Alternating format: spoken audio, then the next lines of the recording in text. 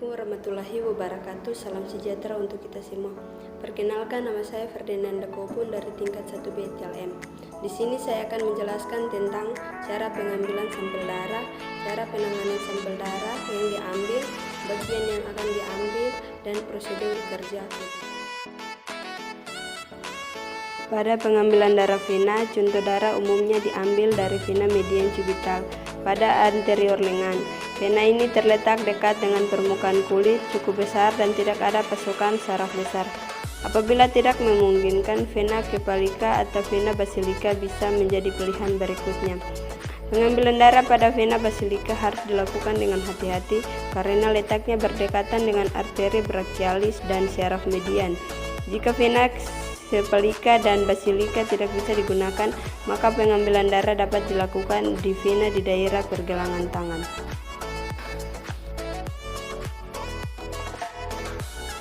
Lokasi yang tidak boleh diambil darah adalah yang pertama, lengan pada sisi masketomi, yang kedua, daerah edema, yang ketiga, hematoma, yang keempat, daerah di mana darah sedang ditransfusikan, yang kelima, daerah bekas luka.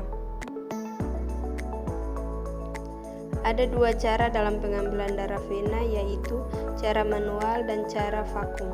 Cara manual dilakukan dengan menggunakan alat suntik, sedangkan cara vakum dengan menggunakan tabung vakum. Prosedur kerja flebotomi yang pertama, persiapkan alat-alat yang diperlukan seperti jarum suntik, batas alkohol 70%, tourniquet, plester, dan tabung. Untuk pemilihan jarum, pilihlah ukuran volume sesuai dengan jumlah sampel yang akan diambil. Pilih ukuran jarum yang sesuai dan pastikan jarum terpasang dengan erat. Yang kedua, lakukan pendekatan pasien dengan tenang dan ramah. Yang ketiga, identifikasi pasien dengan benar sesuai dengan data di lembar permintaan. Yang keempat, minta pasien meluruskan lengannya, kemudian minta pasien mengepalkan tangannya. Yang keenam, pasang tourniquet kira-kira 10 cm di atas situasi. Yang ketujuh, pilih bagian vena cubital atau cephalic, lakukan peraban atau palpasi untuk memastikan posisi vena.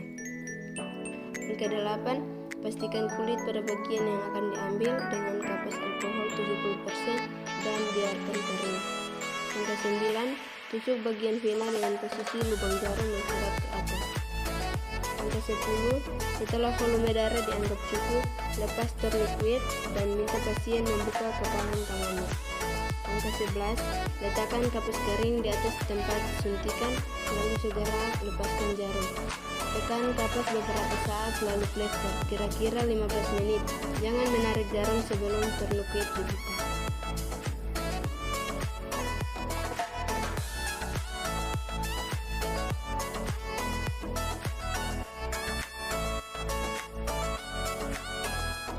Cara penanganan sampel darah yang diambil.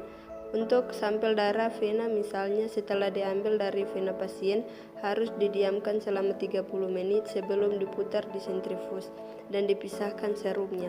Selanjutnya serum diperiksa, cadangan disimpan atau untuk pemeriksaan khusus, maka serum dirujuk atau dikirim ke pusat rujukan.